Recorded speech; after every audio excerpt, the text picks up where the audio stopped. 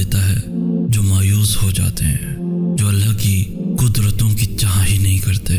اور تم تو مانگنے والوں میں سے ہو، تمہاری دعاؤں نے تو ہر حال میں قبول ہونا ہے، پورا ہونا ہے۔ ابھی تمہیں لگے گا کہ یہ زخم کبھی نہیں بھرے گا، مگر وقت کے ساتھ اللہ نے ہر زخم بھر دینا ہے۔ ابھی جو تمہیں ناممکن لگ رہا ہے، اللہ نے اسی سے تمہارے لیے ممکن کا راستہ بنا دینا ہے۔ تمہارے ایک دیدار کے لیے 7ویں سے پہلے آسمان پہ آنے والا اللہ تمہاری رضا تمہیں دینے سے انکاری کیسے ہو سکتا ہے؟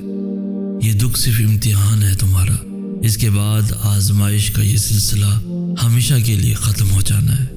بس تھوڑا سا صبر اور پھر اللہ کی مدد نے تم تک پہنچ جانا ہے۔ ابھی تو وہ مقام آنا ہے جہاں اللہ نے تمہیں تمہاری مانگی ہوئی ہر چیز سے نواز دینا ہے۔ اس درد سے گزرنے کے بعد تمہارے لیے انتظار کرتا ہوا کون کا معجزہ ہے۔ توکل رکھو، قبولیت سے بس اب بہت مختصر سا فاصلہ باقی رہ گیا ہے۔ شاید وہ چاہتا ہے کہ تمہارے ہاتھ اسی کی جانب اٹھے رہیں، شاید وہ چاہتا ہے کہ تمہارا اس سے کچھ دیر اور رابطہ قائم رہے۔ توکل رکھو، قبولیت سے بس اب بہت مختصر سا فاصلہ باقی رہ گیا ہے۔ کچھ تو اثر ہے تمہاری چاہ میں جو اللہ تمہاری طرف متوجہ ہو گیا ہے۔ کوئی تو بات ہے تم میں جو اس نے تمہاری آواز سننے کے لیے وقت بنایا ہے۔ کوئی تو مصلحت ہے جو اللہ تمہارا دل بدلنے نہیں دے رہا۔ کوئی تو وجہ ہے جو اللہ تمہاری دعاؤں کا سلسلہ ختم نہیں ہونے دے رہا۔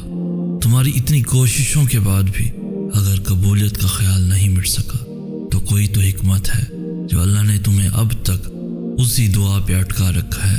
شاید وہ چاہتا ہے کہ تمہارا اس سے کچھ دیر اور رابطہ قائم رہے، پھر جس کے پورے ہونے کی امید تک نہیں ہوتی وہ کہانی بھی ایک کن سے مکمل ہو جاتی ہے۔ پھر وہ دعائیں بھی تمہارے روبرو لا کر کھڑی کر دی جاتی ہیں جنہیں تم نے کئی عرصے پہلے ناممکن سمجھ کر بھلا دیا ہوتا ہے۔ پھر تم ان چیزوں کو مانگتے ہوئے رکتے نہیں ہو، پھر تم سجدے کرتے ہوئے تھکتے نہیں ہو۔ وہ جب قبولیت کا وقت بڑھا دیتا ہے تو وہ تمہارے صبر کرنے کی طاقت بھی بڑھا دیتا ہے۔ اس لیے پھر اللہ ان چیزوں کے ہونے میں وقتی رکاوٹ ڈال دیتا ہے تاکہ تم ان کے شر سے بچ سکو۔ لیکن اس کا ہرگز یہ مطلب نہیں کہ وہ چیزیں اللہ پھر تمہیں کبھی واپس نہیں دیتا۔ بس پھر صبر کا حق ادا ہو جاتا ہے اور دیری ہی معجزوں میں بدل دی جاتی ہے۔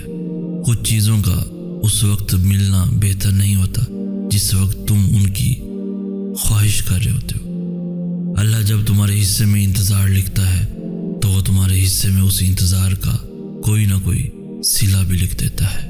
دیری اللہ کا انکار نہیں، قبولیت کا اشارہ ہے۔ دعاؤں میں بڑی مشقت لگتی ہے اور اللہ کی جانب سے تاخیر اسی مشقت کی آزمائش ہوتی ہے۔ جسے جوڑنے کی ذمہ داری خود اللہ نے لے رکھی ہو اسے تم لاکھ کوششوں کے بعد بھی نہیں توڑ سکتے۔ جب ہونے کے ذریعے عرش والا بھیجتا ہے تب فرش والوں کے ارادے رکاوٹ نہیں بن سکتے۔ عبادات ہار سکتی ہیں مگر تڑپ نہیں۔ صبر کرنے والوں کے ہاتھ کبھی خالی نہیں رہتے۔ تم منزلوں کے بادشاہ کو ساتھی بناؤ تو صحیح، پھر دیکھو کیسے بے درد راستے فتح ہوتے ہیں۔ تم لکیریں بنانے والے پہ بھروسہ تو کرو، پھر دیکھو کیسے لمحوں میں مقدر بدلتے ہیں۔ جن کی دعاؤں کو اللہ اپنے کن کا حقدار بنا دیتا ہے ان کے دل بھی پھر انتظار کرنے سے نہیں تھکتے۔ اللہ بھیج دیتا ہے اپنی مدد نامعلوم ذریعوں سے۔ جب غم کے مارے سر سجدوں سے نہیں اٹھتے، کیسے محدود کر لی ہے تم نے اس کی قدرتیں۔ وہ کن کہہ دے تو یہ دو جہاں مل کر بھی اسے نہیں روک سکتے۔ دنیا کی نظر سے دیکھو گے تو ممکن بھی ناممکن لگے گا۔ تم اپنی چاہتوں کو اللہ کی نظر سے کیوں نہیں دیکھتے؟ تمہارا گمان ہی تمہارے لیے وسیلے بناتا ہے۔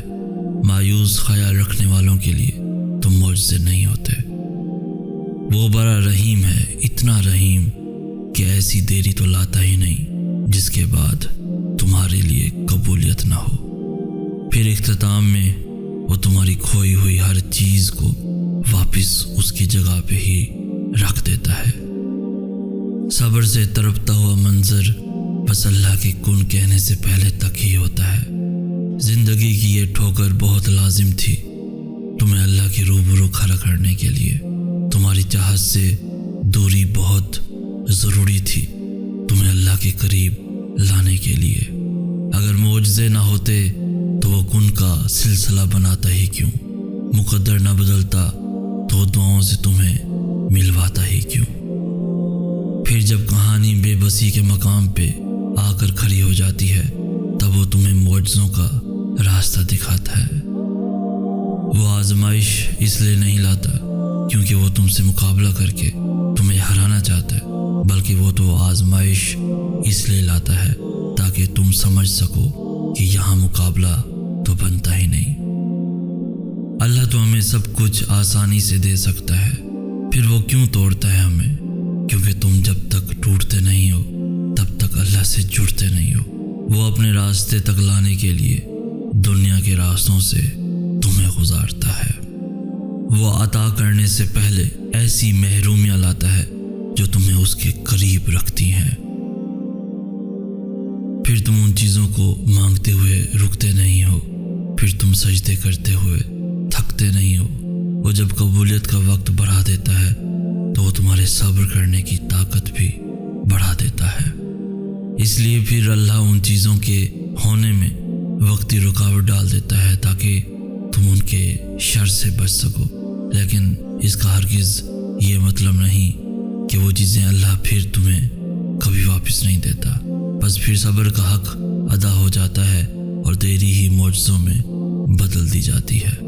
کچھ چیزوں کا اس وقت ملنا بہتر نہیں ہوتا جس وقت تم ان کی خواہش کر رہے ہوتے ہو۔ اللہ جب تمہارے حصے میں انتظار لکھتا ہے تو وہ تمہارے حصے میں اس انتظار کا کوئی نہ کوئی صلہ بھی لکھ دیتا ہے۔ دیری اللہ کا انکار نہیں، قبولیت کا اشارہ ہے۔ دعاؤں میں بڑی مشقت لگتی ہے اور اللہ کی جانب سے تاخیر اسی مشقت کی آزمائش ہوتی ہے۔ جسے جوڑنے کی ذمہ داری خود اللہ نے لے رکھی ہو اسے تم لاکھ کوششوں کے بعد بھی نہیں توڑ سکتے۔ جب ہونے کے ذریعے عرش والا بھیجتا ہے تب فرش والوں کے ارادے رکاوٹ نہیں بن سکتے۔ عبادات ہار سکتی ہیں مگر طرف نہیں۔ صبر کرنے والوں کے ہاتھ کبھی خالی نہیں رہتے۔ تم منزلوں کے بادشاہ کو ساتھی بناؤ تو صحیح، پھر دیکھو کیسے بے درد راستے فتح ہوتے ہیں۔ تم لکیریں بنانے والے پہ بھروسہ تو کرو، پھر دیکھو کیسے لمحوں میں مقدر بدلتے ہیں۔ جن کی دعاؤں کو اللہ اپنے کون کا حقدار بنا دیتا ہے ان کے دل بھی پھر انتظار کرنے سے نہیں تھکتے۔ اللہ بھیج دیتا ہے اپنی مدد نامعلوم ذریعوں سے۔ جب غم کے مارے سر سجدوں سے نہیں اٹھتے، کیسے محدود کر لی ہے تم نے اس کی قدرتیں۔ وہ کن کہہ دے تو یہ دو جہاں مل کر بھی اسے نہیں روک سکتے۔ دنیا کی نظر سے دیکھو گے تو ممکن بھی ناممکن لگے گا۔ تم اپنی چاہتوں کو اللہ کی نظر سے کیوں نہیں دیکھتے؟